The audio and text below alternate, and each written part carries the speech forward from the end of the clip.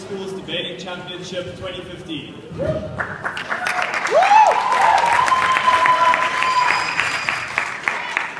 I'm Colin again. I'll be chairing the panel today. We have the full CAP of myself, Bryn, Rowan, Mitch, and Lulu, being joined by Daniel and Keegan. So we have a comprehensive 7-man panel for today's debate. Introducing first, in proposition, from Gauteng, Team Aquaman.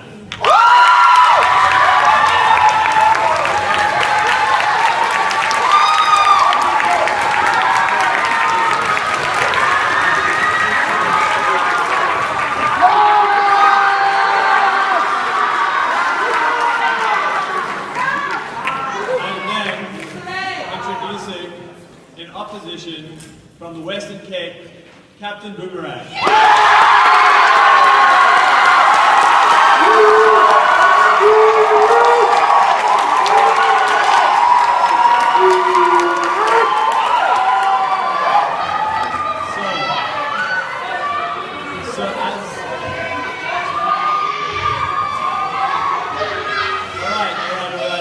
So as is very, very clear, people may be considered excited about this debate.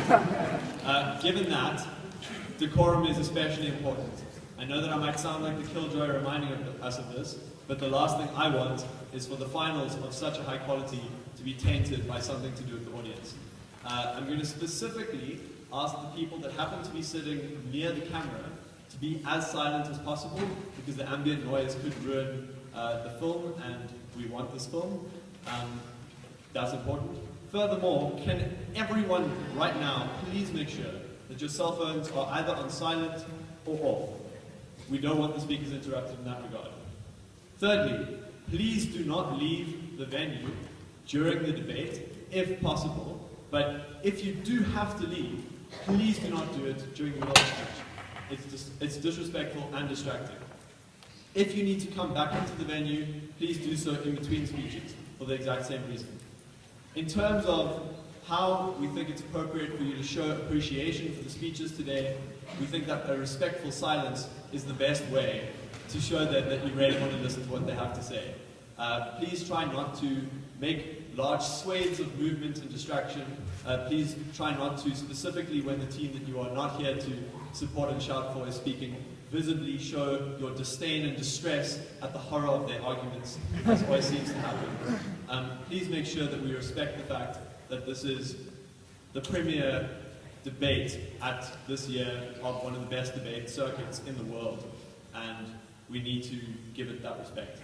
So without any further ado, I'm going to make my way to the bottom and welcome up the first speaker of proposition to begin the debate.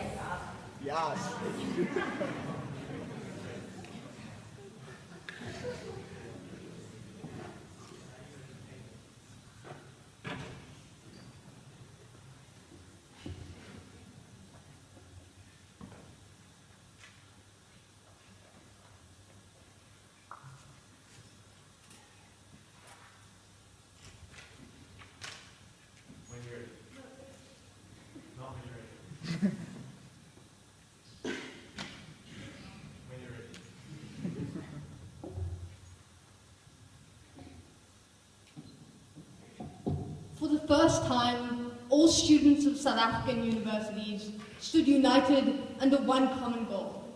Black, white, male, female, they all stood in union to reduce fees and to help all students. But when the very leaders that are meant to represent these students are the ones undermining the legitimacy of their protests, undermining their ability to protest, and thus undermining the very struggles of why that protest exists, that's when we tell you that we regret the actions of student leaders to wear political paraphernalia. And I'm damn proud to stand beside proposition and Gauteng today. Before I get into my analysis about how student leaders have done all of these three things in current protests by wearing political paraphernalia, there's still 3 points of step. The first is we have to understand who student leaders are. So firstly, we're talking about students, SOC members who have directly been voted in by student leaders, but moreover also students that were elected as protest leaders to organize protests specifically with the goal of helping those protests. Secondly, what does it mean when we say that we regret the actions and the involvement of political paraphernalia in current protests? We think that what that means is we think it would have been much better for the protests without these political paraphernalia, without the association of political parties on behalf of student leaders specifically. No, thank you. Third thing that we have to understand is why and when we, as side proposition, regret the actions of student leaders and what they were.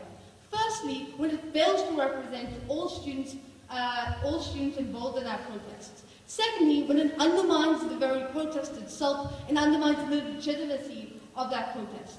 So with that said, let's go straight on to my substantive matter. I'm going to be dealing with, firstly, the failed obligation of student leaders by wearing political paraphernalia. I give you this on 3 levels. Firstly, we have to ask what exactly a student leader is and what a student leader is meant to do.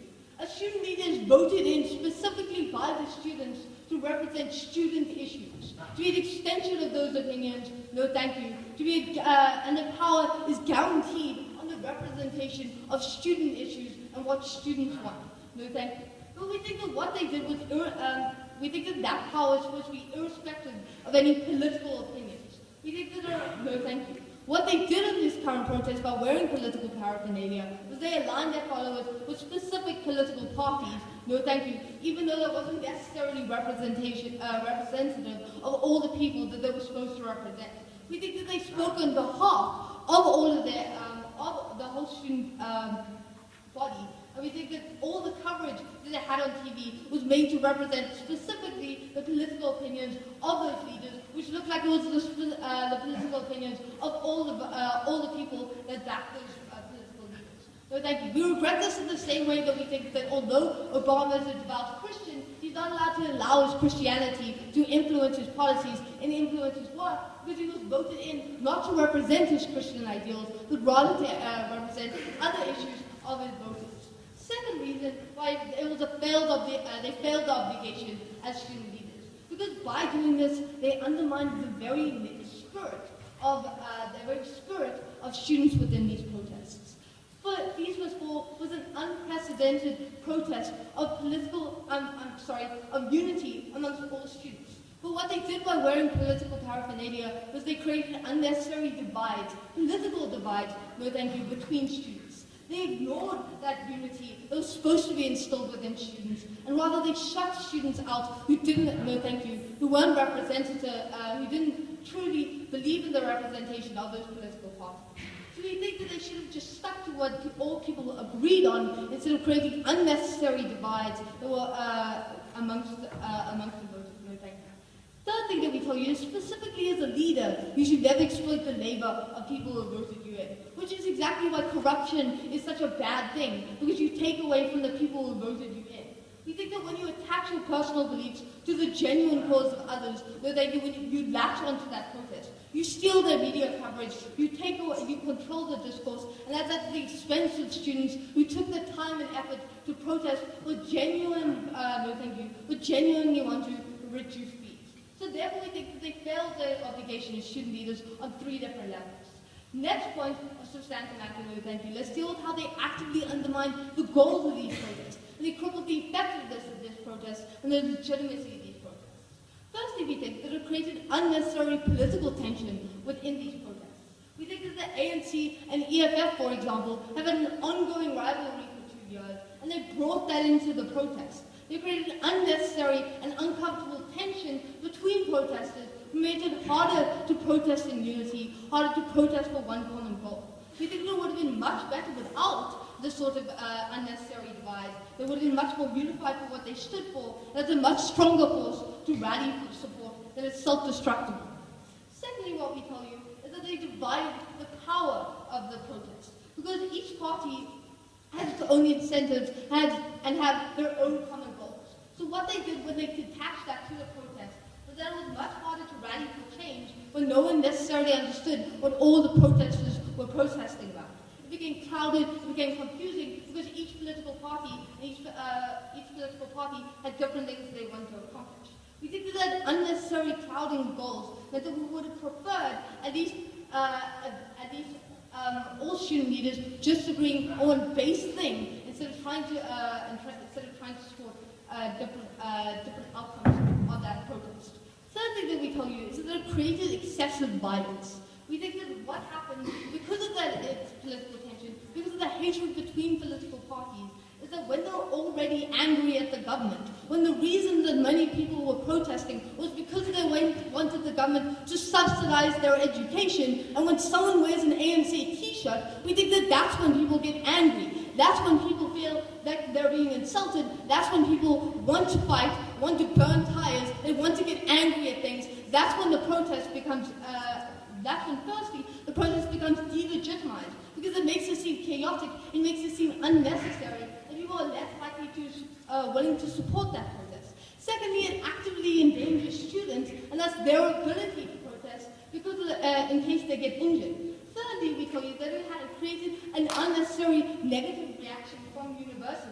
We think that the head of universities don't want to consider protests, they see this illegitimate, and they don't want to engage with this sort of protest, which is exactly why instead of having a conversation, the UCT Chancellor called in the police, and it shut down discourse, it shut down students' ability to have some sort of capital to change things and to reduce fees.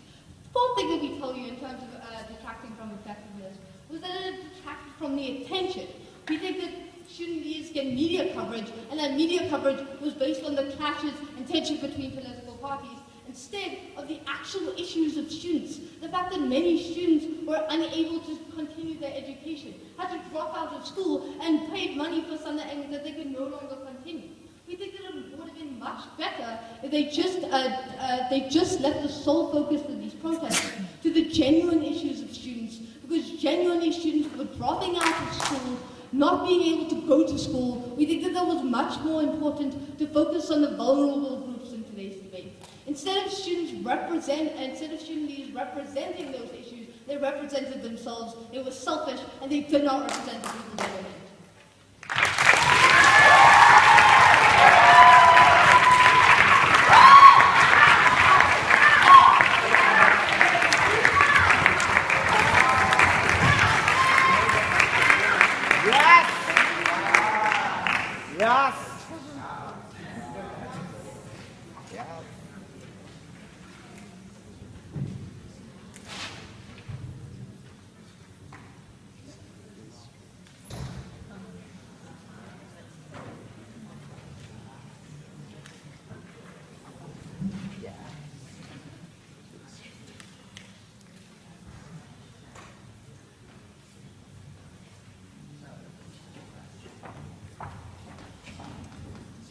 Just a quick announcement. Our co-CA, Rowan, has just realized that after many hours of lost sleep, he forgot that he has coached one of the speakers in his team, and so he has recused himself from the debate and is taking Mitchell with him to balance the panel. We apologize for that, but obviously it won't affect anything. We still have an odd number of judges to make a proper decision, and yeah, we'll just move forward with the debate. All that changes is it's a 5-person panel, not a 7-person panel. I still think that we're pretty great judges, so we'll be fine. Cool. Thank you.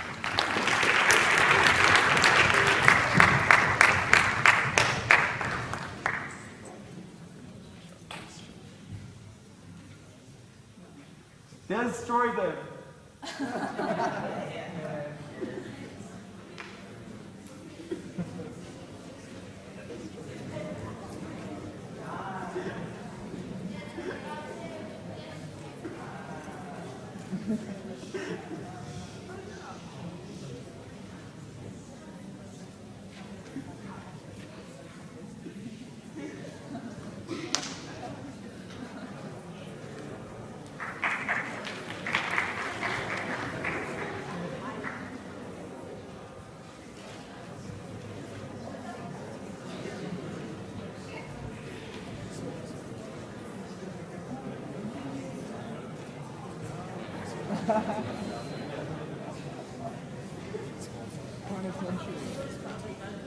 That is Right,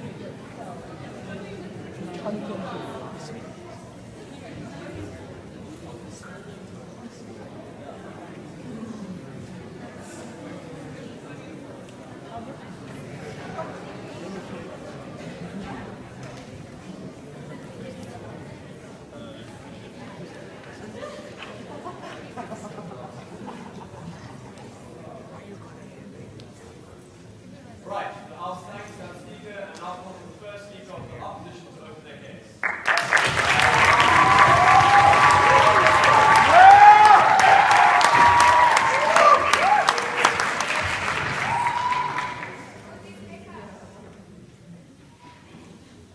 You to go?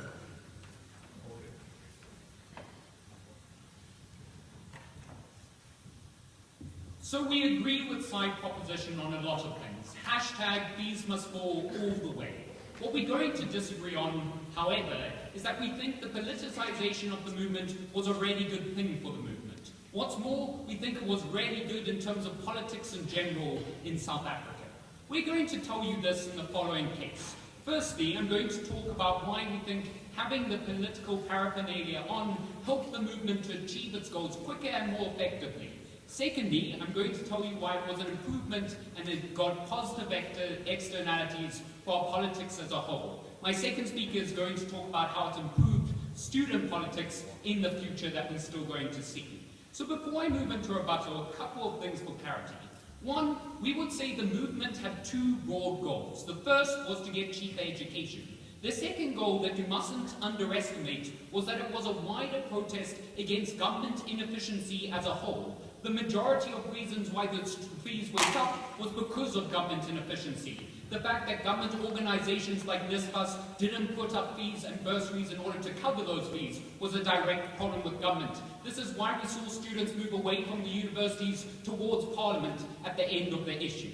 Secondly, why do we think political paraphernalia is so important? Well, because we think it is captured in pictures, and pictures are what inspire and perceive and change how people perceive the movement. It's what we see on social media, and it's what we see in the newspaper. When people see political paraphernalia, they see it as a wider political issue.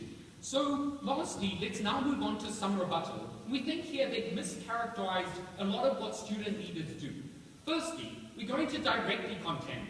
We're going to say that wearing the political shirts was better for the movement. And we think the reasonable student, even if they didn't wish to be aligned, and we assume that all of their analysis was correct, would probably prefer that the movement their leaders stood for was achieved than they might be got slightly co-opted into political motives. But secondly, we would say a lot of what they say is false, right? A lot of these representatives and student leaders are elected into power with the students knowing full well that they are aligned with certain political parties. The SRC reps often are political and very patriotic to those parties. But secondly, we would also say that multiple parties were represented. We had the EFF, we had the DA, we had the NC, we even had some people without these shirts on. That meant that it wasn't co-opting anyone into a certain political ideology, it was rather a wider politicization. Lastly, they tell us that it divided the movement. No, we think for once in time, and it was very nice to see, we saw multiple parties working towards the same goal, behind the same motives, towards the same achievements. We think that's valuable. So now let's move on to the next, and here they say it's subtracted from the goals of the movement. One, I'll clash directly with this and pause the matter later. But secondly, we don't think it did. We think the primary narrative was still about the vulnerable students. We think the best and most strategic way for the parties to get support was to play up the fact that students were not getting the education that they deserved. Lastly, they tell us violence occurred. This is misanalogous. The majority of violence occurred because protests get rowdy. There was no violence between different political parties in the protest. Rather, the violence was between the protesters and the police. Their matter doesn't stand. But with this, let's move into our positive matter. And here I'm going to talk about why we think the politicization was a lot more effective in achieving the goals. 4 levels of analysis. Firstly, we think it gave the protest greater legitimacy. The problem with the initial protest is people saw, one, it's only student-based. But secondly, a lot of people were like, well, this is just students protesting in order to get out of having to write exams. This isn't something we should take seriously. At the point at which an organization which represents social issues in South Africa and large portions of our demographics attaches their name to these students, we'll think that's when the majority of the public starts to see it as a real issue, and it's a legitimate issue for people to participate and to focus on. Secondly, we'll say creative buy-in. Why? Because without politicization, people would have viewed this as only a student issue. They would have seen it as students protesting for student issues and not something they should participate in. The fact that they were then attached to political parties made them view it as a wider political issue. No, thank you.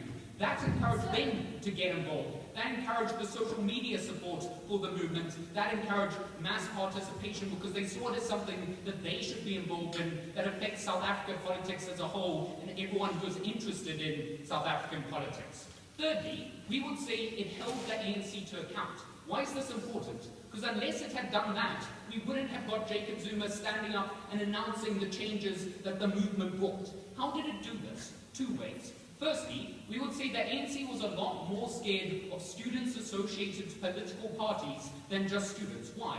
Because even if the students are really rowdy, they don't lose voters to students. What's scary is when they see students gathering support and being attached to political ideologies. That means they know unless they act and address the ideology, the fact that it's getting so much support means that the opposing parties are going to get the voters. No, thank you.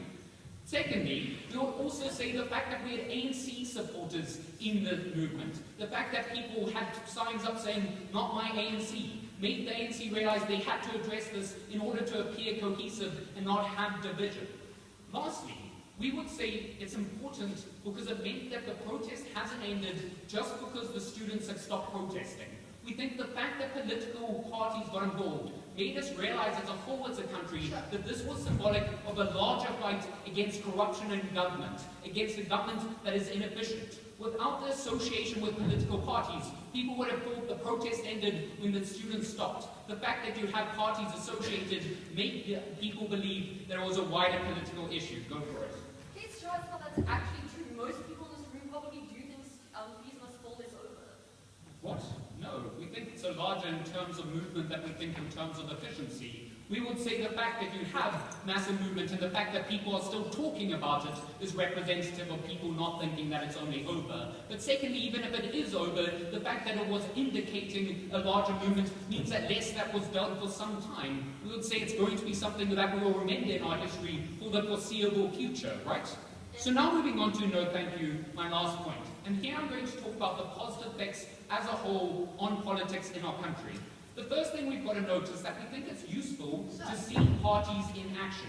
We think it's useful to have them showing where they stand on issues, but also showing that they have the guts to back those issues. We think by them aligning themselves with students, they showed that they were actively involved. It's important to note that the DAAFF support greater or cheaper education as a whole for our country. That's important in getting involved. Secondly, we would say it created greater political buy-in. This country has a problem when we have one party in power of people disinvesting. We see only 35% of eligible youths who could vote voting. We would say this is because our politics is seen as esoteric that does nothing. At the point at which we see our politics as being involved in national protests, as being involved in things that are exciting. That's what gets people to buy in and see as if politics can make a change. And then when those protests actually get a change, they see us as effective. That encourages people to learn more about parties, the reasons why they supported them. That encourages them to participate in our democracy in the future. Secondly, lastly, we will say it created greater unity. The fact that we saw multiple parties coming together made people realize that not only can our parties do this, but this is an issue that needed this. For all of these reasons, we think the politicization of this issue was beneficial both to the movement and to South Africa as a whole. Hashtag Gauteng must finally fall.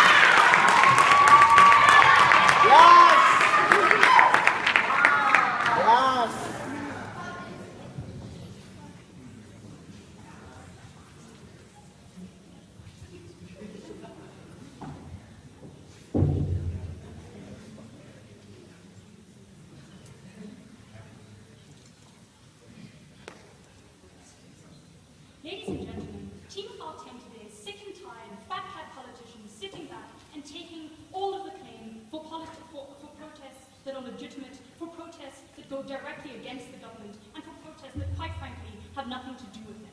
In today's debate, I'm going to prove to you why it's an illegitimate pretense of political parties to pretend to claim some sort of profit, and because it shirks their burden.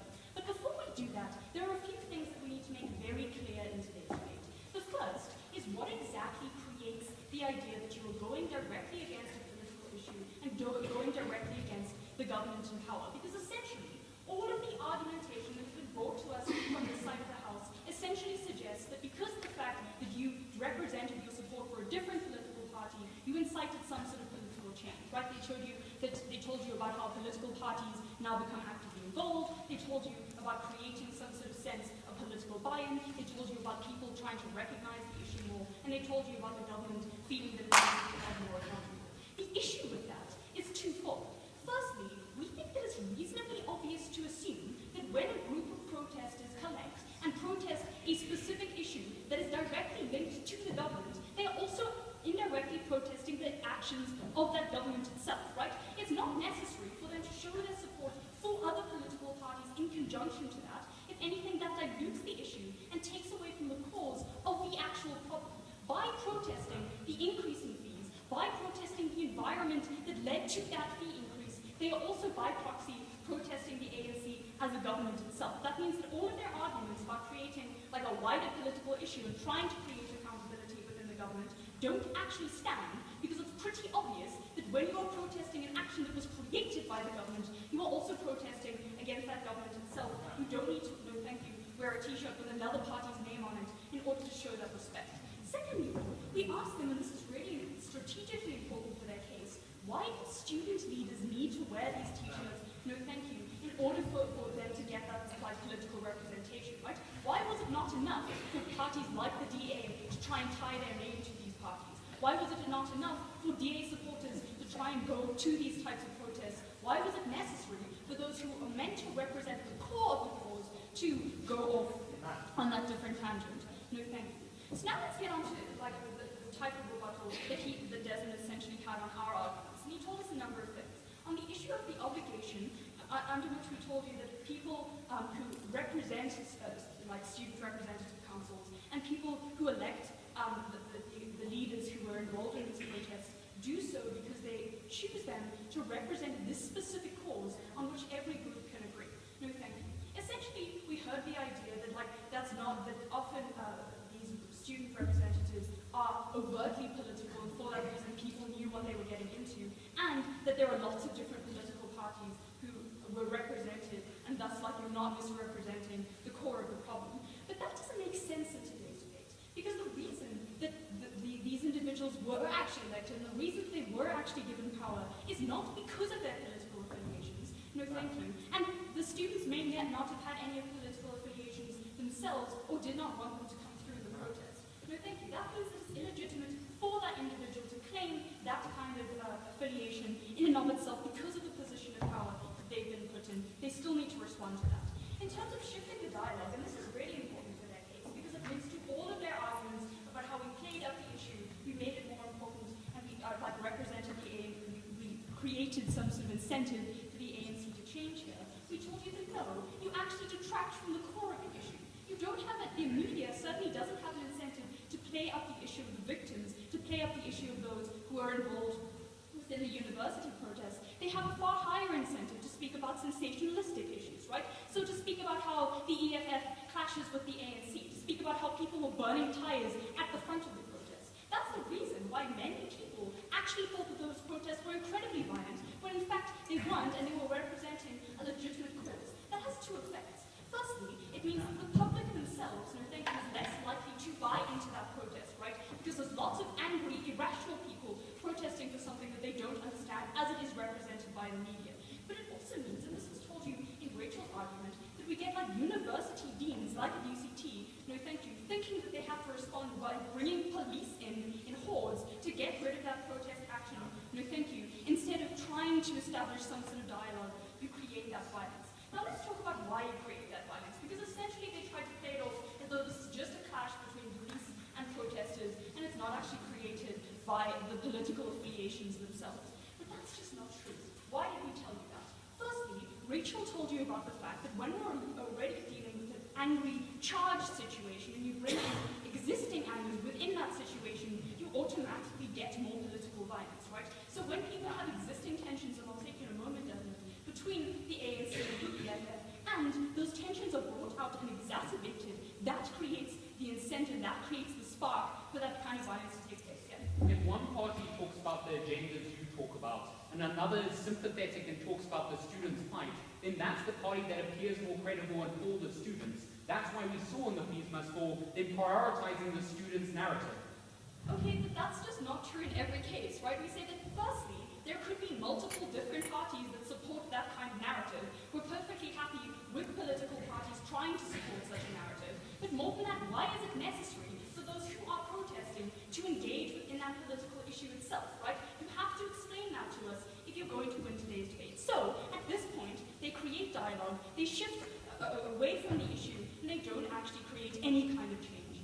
So now let's get into my speech, in which I'm going to actually clashing directly with Devlin's POI, speaking about the illegitimate pretense of political profiting off this type of issue, which actually shirks the burden of politicians. Because what we need to understand here is, yes, a variety of different politicians and a variety of different political parties were represented. We see ANC t-shirts, we see EFF t-shirts, we see DA t-shirts. The problem with that is that we have to look at the context prior to which the protests actually occurred. Because look at the way the parties took to the protests initially. We have politicians from the ANC laughing at the idea of a free university education. We see the ANC itself creating the environment in which high fees were necessary. We see the DA never trying to push this as one of their central issues. The problem now, though, is you create the idea that they were explicitly involved in those protests, and they can disguise the guilt and the failure that they have actually created.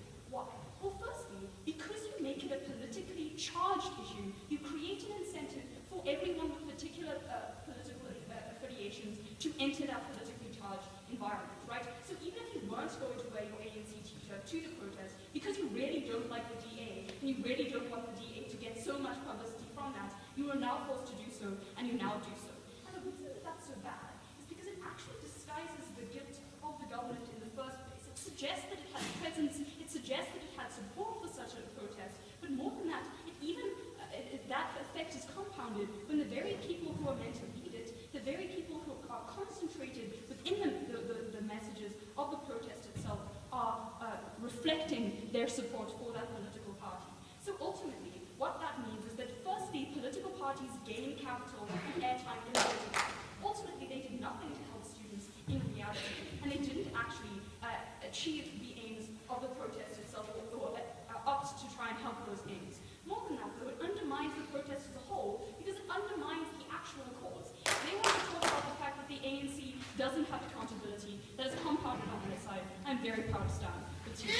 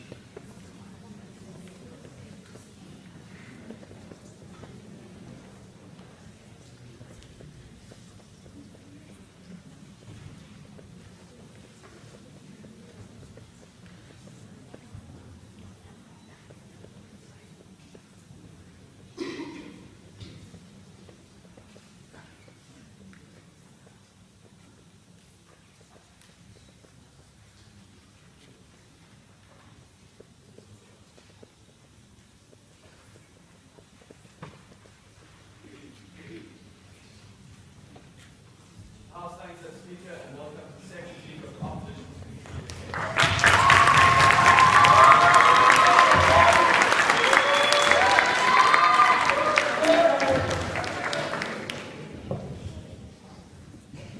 Can everyone hear me? Yeah. Okay, cool.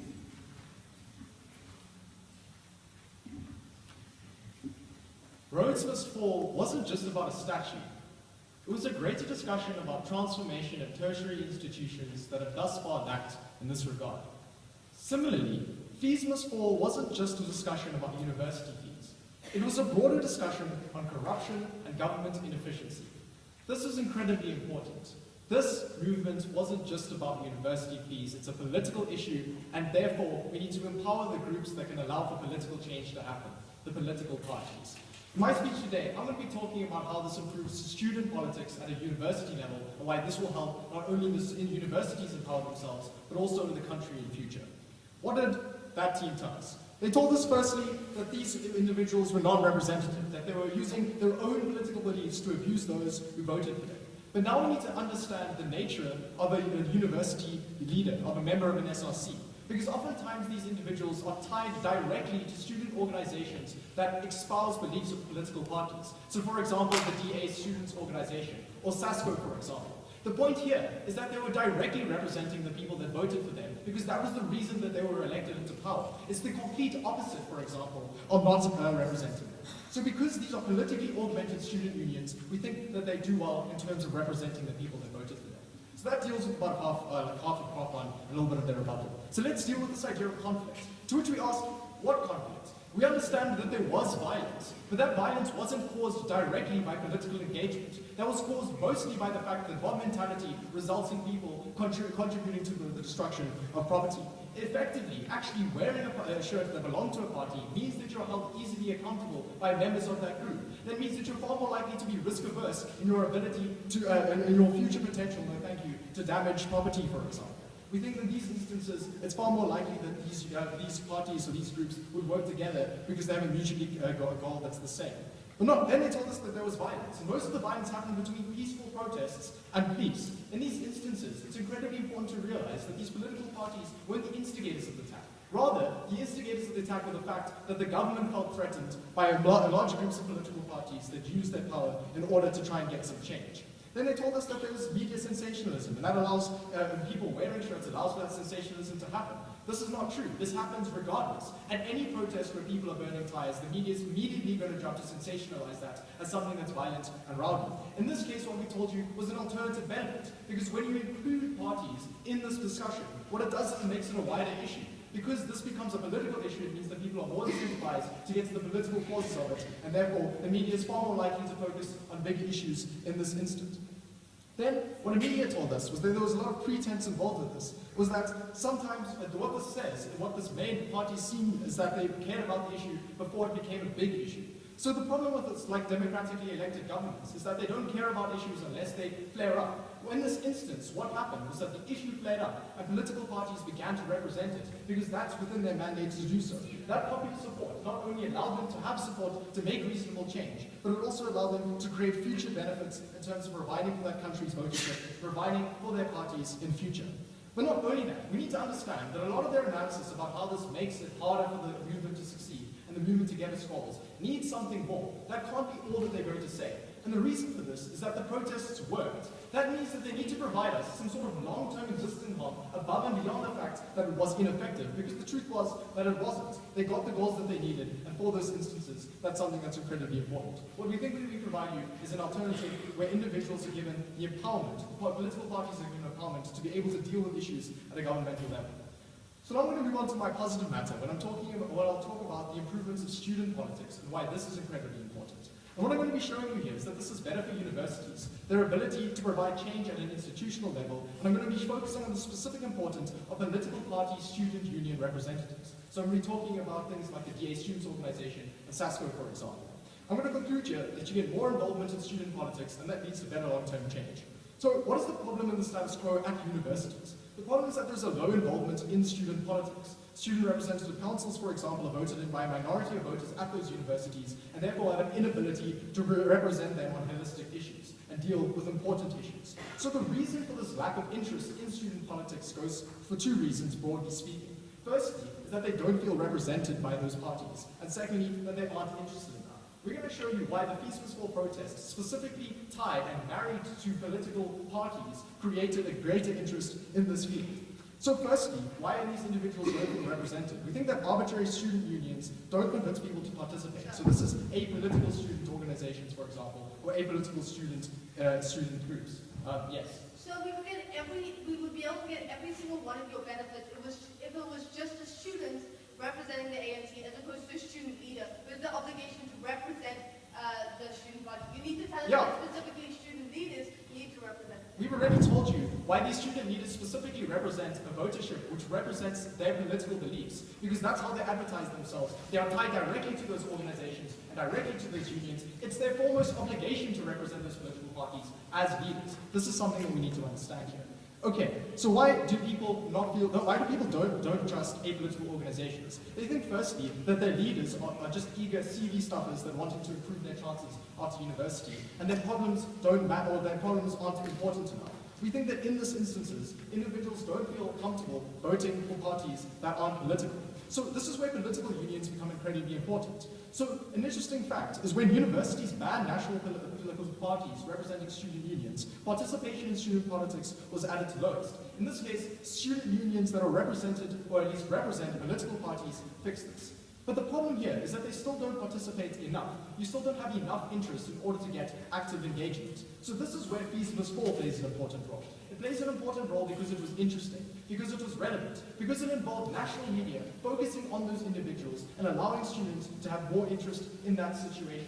In these cases, because it was massively broadcasted, because people were directly interested, it means that the marriage between political parties wearing paraphernalia and Fees Must Fall created a wider focus on student politics. We got this participation by students becoming more interested in their unions, more interested at a university level in voting in those parties. This is something that's incredibly important to understand. So we got more participation at a university level. How did we get this? So part of the problems, part of the reasons why people don't vote in student representative councils is because they think that the problems aren't important enough. We think this is exactly the same reasons why people don't vote on school governing bodies or in municipal elections. They think that the change that they're making is far too little.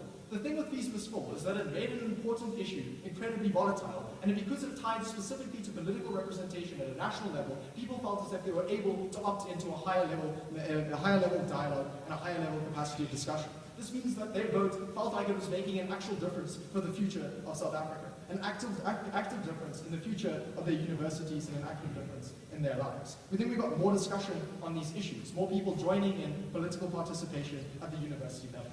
So we think that because of the improvements that are caused at student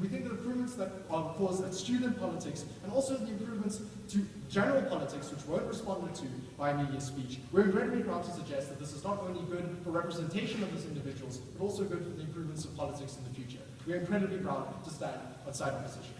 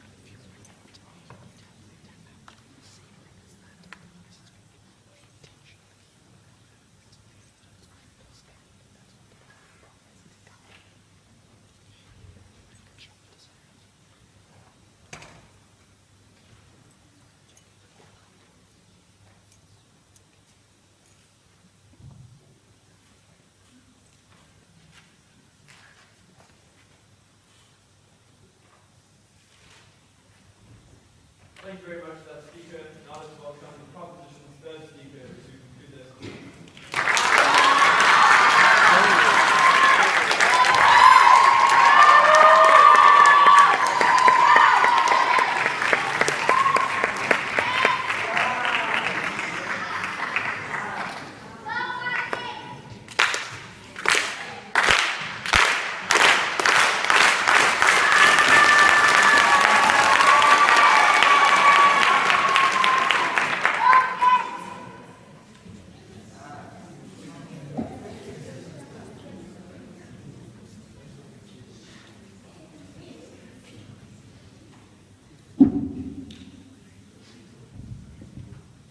Can you hear me? Cool.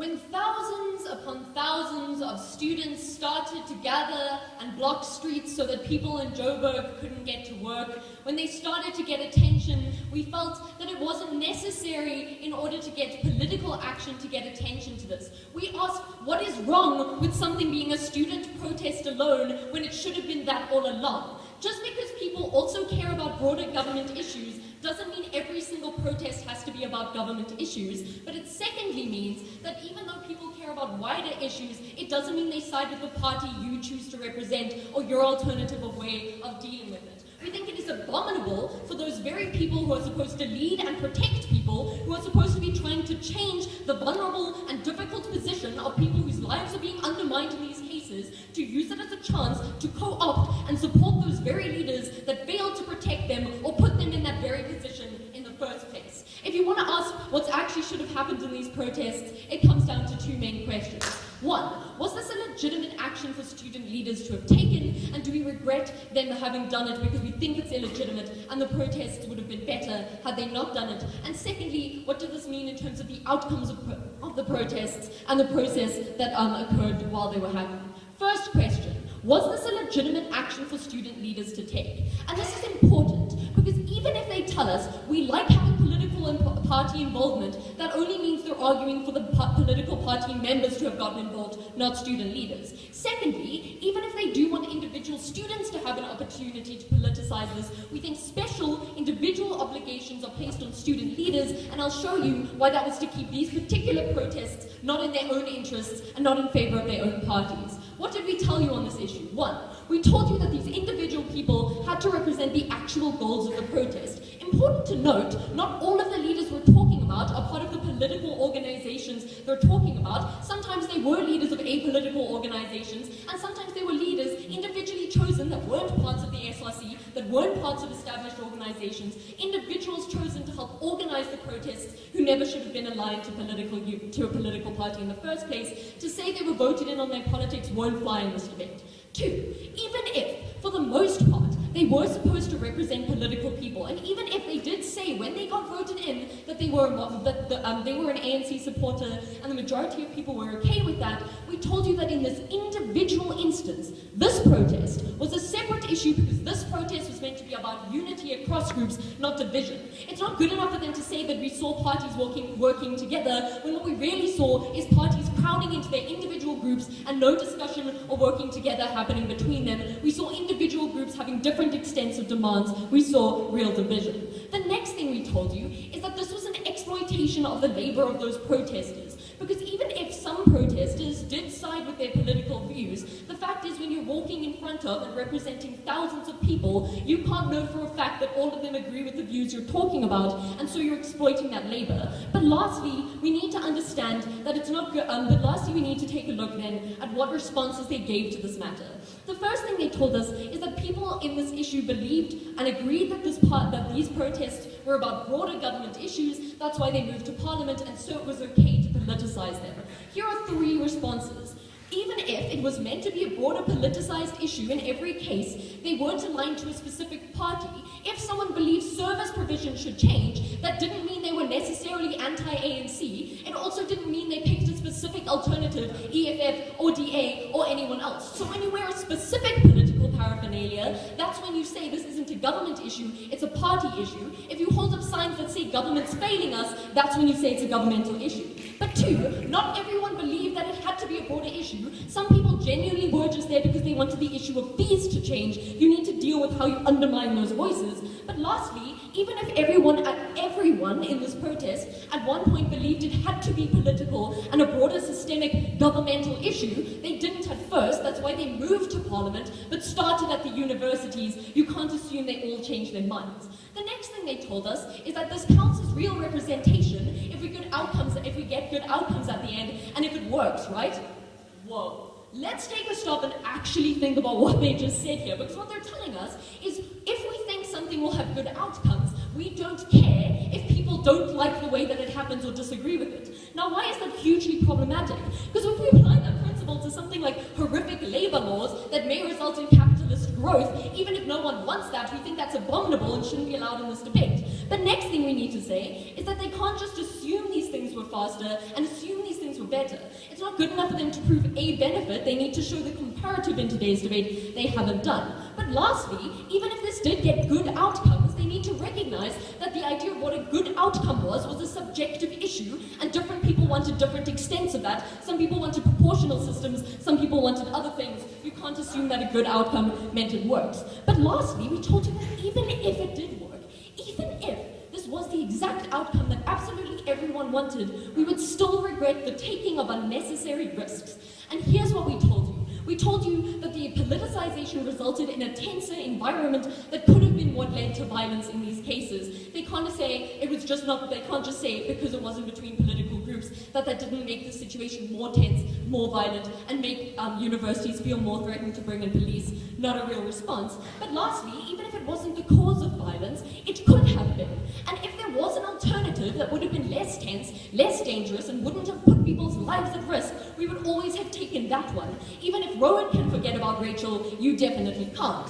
So, next thing we need to look at. So we've already proven that this was definitely an illegitimate action for student leaders to take, and I'll take you in a moment. Let's take a look at why this was not actually better for protests on the comparative. But first, let's see if they can say this. So what's important to recognize is that the Fees Must Fall movement and all of its subsidiaries agreed on a unilateral goal. What this means is that all of those groups agreed on something and worked together and were seen to be unified. That's really empowering. But that's just not true, right? Because what we actually saw were individual groups in the protests becoming more insular, isolating themselves and separating. We saw the EFF over here burning tires. We saw the DA over there doing very little. No one's really sure why they were there. We saw different groups doing different things, and in those cases they weren't united. They have different goals, and that actually made it easier. This brings me on to the next cache.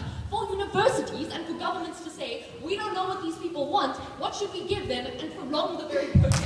That's not helpful. But lastly, they can't tell us that we needed the legitimacy that comes with politicization. Because here their analysis really didn't make any sense, right? It's not good enough to say without politicization it would have been just a student protest. What on earth is just a student protest? Look at our history. Student protests are really important. But next, Roads Must Fall was also a student protest that wasn't as politicized. It was very successful, got international attention. No need to talk about that.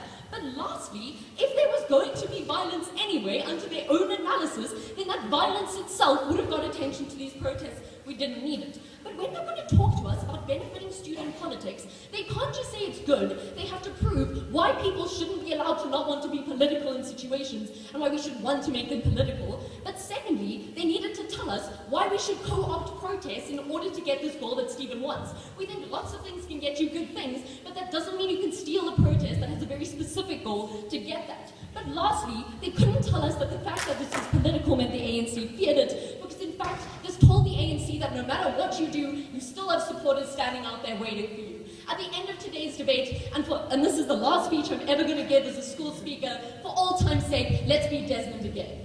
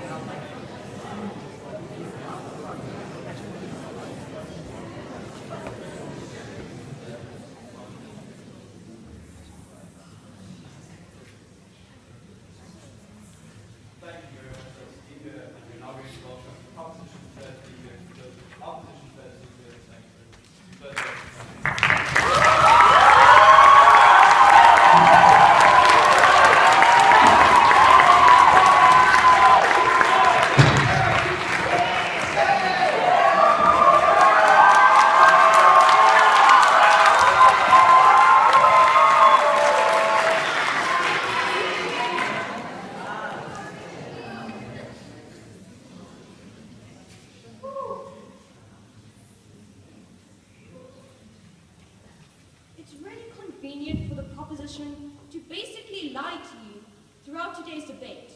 As someone who was watching the news quite closely, we didn't see violence between ANC and EFF supporters. We saw violence because the police don't trust black students. We didn't see violence because of any kind of political tension. The violence was there because of systemic issues. We just don't think your characterization of the issues has been a good one. You are definitely winning today's debate. In my speech, I'll be talking about two things. First, I'll be talking about what is actually best for the movement and its goals. And then I'll be talking about whether or not the student leaders were fulfilling their obligations. So firstly, in terms of what's best for the movement, right? Here they told us a lot about political tension and the violence that could result from that, right? And here Kate told you that there were insular groups that were very upset with each other, specifically like the EFF, the DA, the ANC, right? But what we tell you is that, one, not true. Secondly, we tell you that this insular nature of the protests would have happened anyway, right? We think that, sure, people had different goals, sure, people had different agendas, so we think that regardless of the politicization of this movement, this would have happened anyway. We don't think it would have been different if people weren't wearing t-shirts. But secondly, we gave you analysis in our second speaker speech, where we told you that these people would have been a lot more risk-averse when they were wearing t-shirts from a specific political party, because they don't want to make that party look bad. No response, right? But thirdly here, they tried to tell us about the police, right? They tried to tell us that the universities just brought in police and then shut down discussion, right? But firstly here, we'd like to point out that this garnered a lot of support for the protests, right? We think when we saw police being violent towards students, a lot more people were willing to support the protests because it looked really bad that police were beating up people that just wanted an education. More than that, we achieved the ends, right? We got the 0% increase. We think that in that way, you achieved the ends, even though the universities might have been a bit hesitant, right? More than that, we think that police would have been brought in regardless of any political tension, because generally when people are in big crowds, they get a bit rowdy. We think that it's not dependent on wearing political t-shirts, right? Then they tried to tell us, well, no, you detract from the real issue. No one knew what the real issue was about anymore, right? Firstly, lies again. We think that this movement conveniently came with the nifty hashtag that everyone spoke about, right? Everyone knew that this was about fees because it's in the damn name. So we just don't think... Guys, let's talk about it. So we just don't think that no one knew what these protests were about, right? But more than that, you got more attention for the protests because these people are student leaders, right? What that means is they want votes from students, they want support from students. So they pandered to those students, regardless of what they wanted, regardless of their incentives. They still got the ends, they still fought for the ends. We still think that that's something that's valuable, right? So then to try and, they tried to tell us that, well, politicians were just using this to profit off this kind of movement. They don't really care about the students. One, we just don't think that this was an official handing out of t-shirts by official politicians. We think it was people, individuals themselves, making the active decision to represent their own beliefs. We think that's fine. Secondly, we think that they've started to care. That's fine. We think it's really great when people start to care about really important issues. We think that this was a valuable thing to happen. We think we got that. We think that's great for political parties. We think that we might get some sort of free tertiary education in the future because of that. But thirdly, and this is really important, right? We have a very polarized political situation. What happened in these protests was that lots of people wearing lots of different t-shirts marched together to Parliament to ask for the same thing. This was very valuable, right? Because it showed that South Africa doesn't always have to be polarized. It showed that sometimes we can be united over things. We think that that's something that's valuable, specifically in our political landscape. We think that that's something that's very important. So we told you extensively here in Desmond's speech from the very beginning that the politicization of this movement was very important, right? We got a couple of responses. I'll be telling you why they're not sufficient. Firstly, they told us, well, it's not necessary. Everyone knew it was a political issue. Well, we think it's really important to wear your t-shirt, to show where your political party stands on that political issue. We think that that's something that's important. More than that, we think shirts specifically are important because you see them in pictures, right? No one's going to read some random 1,000-word Facebook essay about the political parties, but everyone can see the person in the DA shirt. That's a lot more effective in changing people's minds. That's a lot more effective in getting any kind of attention towards the issue. We think that that's something that's important. More than that, these student leaders are still students, right? What they wanted in the movement, what they wanted in expressing that they were upset, was to use their political party to do that. We think that that's fine. It's their issue. It's something that affects them. They can express that in any needs that they see legitimate, right? More than that, we think you legitimized the issue a lot more when it became something that wasn't a student issue, that became something that was a broader societal issue, but we didn't get very much of a response to that, right? So we think that that's something that was really important. And then they tried to tell us that it just wasn't a broader issue. We think it definitely is, and we think they ignored Desmond's analysis here, right? Because the only reason they needed to raise fees is because the government isn't spending their money properly to be able to not have to raise fees. We think this is an important level of analysis that they didn't engage with. We think we definitely won that issue, right? This is definitely a political issue because the ANC wasn't spending money on certain politicians' houses. Maybe we'd be able to fund everyone's tertiary education. So now let's talk about whether or not student leaders were fulfilling their obligations, right? And here they try to tell us that, well, it wasn't representative of all students, therefore it was exploitative of the movement, right? Firstly, we say there were lots of different shirts, so we think we were representing most political parties. We think that that's something that's important. More than that, there are a bunch of people not wearing any specific shirt, just like a random t-shirt. So we think that apolitical people were represented, and most other political parties were represented. We think that that's something that's important, that's something that they ignored, right? But secondly, they just failed to realize that when you run for SRCs, you generally run under some sort of party, right? You run under DASO, you run under SASCO. We think that that's something that everyone knows. We don't think it's just that you're a supporter of the party that people know. You are actively a member of that party's student organization. Everyone knows that when you vote for that certain person, right?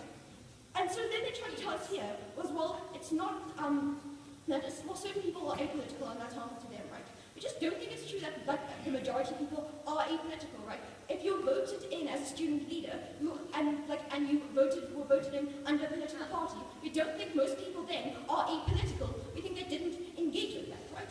So then they tried to tell us that, well, we can get all the kind of benefits that you're talking about without it being student leaders specifically wearing those shirts, right?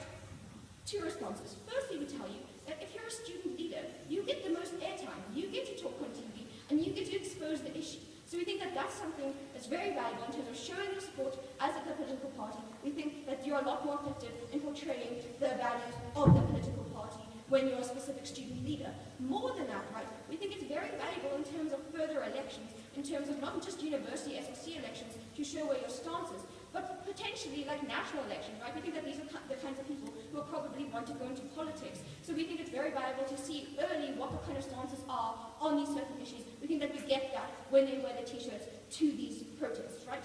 So then they try to tell us, well, it wasn't fulfilling the obligation because you divided the students. That's not true. They lied to us, right?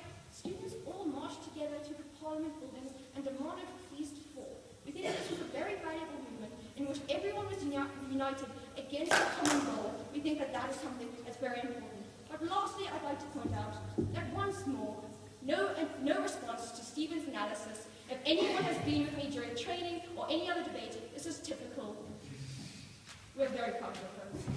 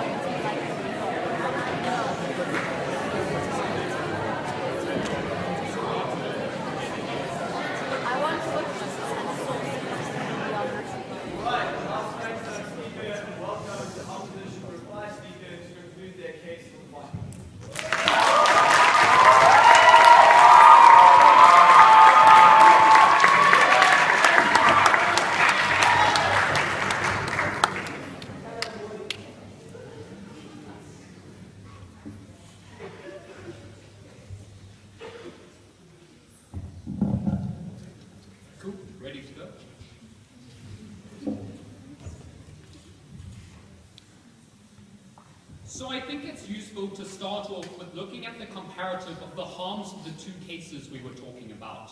On their side, they said there might be a slight problem where you misrepresented some students. They also told us that maybe some political parties get some more credit for an issue that they don't deserve. On our side, we were getting you the conclusion of the protest. We were telling you about changing the politics in South Africa. We think if any of the conclusions and harms are more important, it's the ones that we raised. But next, we want to point out that like a lot of the matter in my speech, in fact almost all of it, went unresponded. I would have thought Kate would have learned from Josh's mistakes that it's a bad idea not to respond to the first speaker on the other side. So let's look at some of that matter. So, firstly, we talked about how you add legitimacy in terms of getting these movements involved when they seem to represent wider as opposed to just students wanting to avoid exams. We told you about the buy-in, how this makes it seem like a political issue because people now have a thing to see this as representative of politics of Africa. We saw also how this held the ANC to account. The only response we got is that, well, people could already see it was a wider issue. This didn't deal with the analysis that we needed the political part and the attachment to the policies in order to hold the ANC into account, in order to get that credibility. What's more, we say they didn't respond to our analysis about changing the wider politics in South Africa. They didn't deal with the fact that we think this is a really useful way of getting students to participate in voting and involved in the democracy of South Africa. When we only have 35% of eligible students voting at the moment, we think this is a massively important issue. So now let's move on to the matter that they did deal with. And so here they started to assert that there wasn't unity. One, we told you that this factually wasn't correct. We saw for the first time parties marching together to Parliament. We saw them working together. But next, we also responded that we told you the strategy, or the best optimal way for parties to gain support, was to appear to be sympathetic to the movement and appear to be working towards the goals of the movement. When they're fracturing, and because they're wearing the political shirts, they're accountable to this, means that it disrupts the movement. That means that they don't have incentive to create that disruption. They have an incentive to create this unity. Stephen dealt with this very well. Next, Kate tells us in terms of misrepresentation. So we gave you a number of responses. The first, that wasn't touched, is that we think on the comparative, the average student would prefer a swift, quick result from their protest over any maybe slight misrepresentation from the leaders. But what's more, we said in the majority of cases, in fact the vast majority of these cases, these leaders are associated to political parties. Kate comes up and tells us rhetorically that even if one of the people wasn't supporting the party, that's enough to make it illegitimate. She's kind of got a weird idea of politicians, because last I checked, I thought they were meant to represent the majority of their supporters, and they had to go on what the majority of them, or what they perceive the majority to want. We think that definitely is true with student leaders. So lastly, we think in terms of them attacking the comparative, that like this is too much, and that we would have got this conclusion anyway. We think Kate's analysis is excellent here. The comparative could have been much, much slower. The comparative, if we didn't have the accountability of the ANC, if we didn't have this political support that got more people involved in social media, would have made those protests much, much slower. We also think it probably wouldn't have had as lasting effect on our politics. Lastly, we'll say they didn't deal with Stephen's analysis. It's important to realize that this is fundamental changes in the politics of our universities in the future and getting people involved. So to finish off, I think it's about time that we had a change in who constantly wins nationals.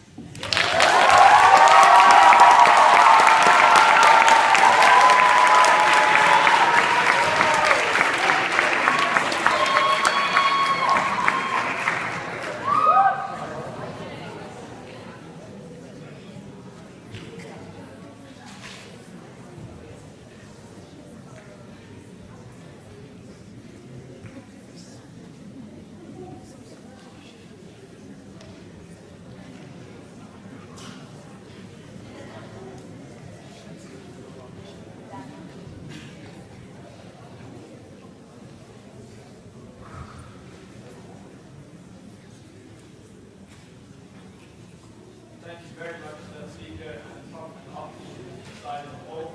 We'd now like to welcome the proposition side speaker back to conclude the debate and nationals as a whole.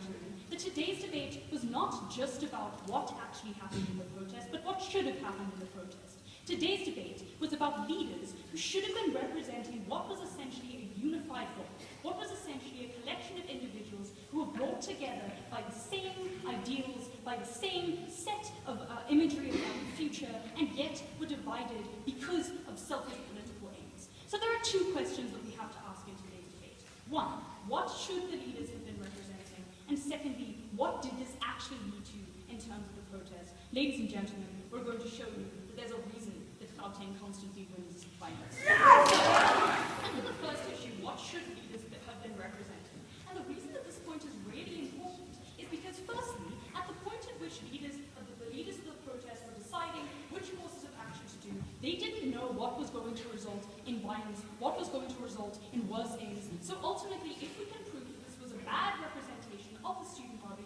and that this could have resulted in violence, we would regret it. That's especially true given the fact that we could have gotten literally all of their benefits, which they never responded to, if political parties just affiliated themselves with the movement, or if students just affiliated themselves with the different political parties. But we wouldn't get this type of misrepresentation. So this is the most important issue, and if we win it, we win today's debate. So the first thing that they essentially said was, well, these representatives have political affiliations, they were voted on it, and therefore it's okay for them to represent those affiliations in the first place. So firstly, we told you about how no, in this case, they had a very specific obligation to represent the goal of the protest. That's not only because a lot of the leaders were elected not out of like the SRC in general, but specifically to treat the aims of that protest. But more than that, we think that you absorb the aims when you're leading such a movement, when you're leading so many students who weren't necessarily involved within that political climate